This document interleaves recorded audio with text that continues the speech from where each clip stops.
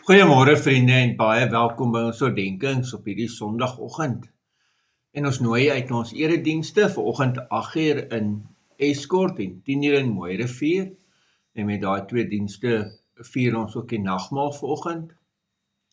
En dan ook 5:00 vanmiddag in Wenen. Ons is by Johannes 12 vers 46. Ek het as 'n lig na die wêreld gekom, sodat elkeen wat in my glo, nie in die duisternis sou bly nie. Geliefdes, hier is hierdie wonderlike waarheid. Jesus is die lig vir die wêreld. Ons het dit eintlik al in Johannes 1 gelees. Die ware lig wat elke mens verlig was, dan kom na die wêreld. En daar het ons ook dieselfde as nou gehoor. En tog het sy eie mense hom nie herken nie. Tog het hulle die duisternis liewer gehad as die lig. En vriende, jy moet vanoggend kies.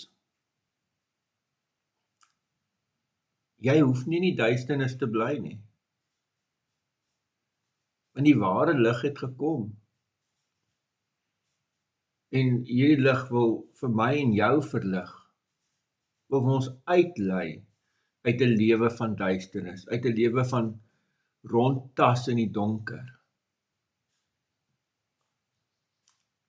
Die ware lig het gekom. Ek en jy kan sien, ons kan sien wat reg is, wat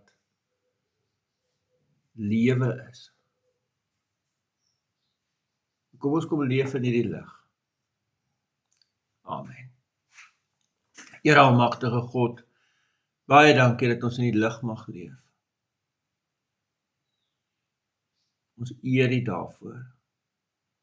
In die naam van ons Here Jesus Christus. Amen. Vriende, mag jy 'n baie mooi en 'n baie geseënde dag hê.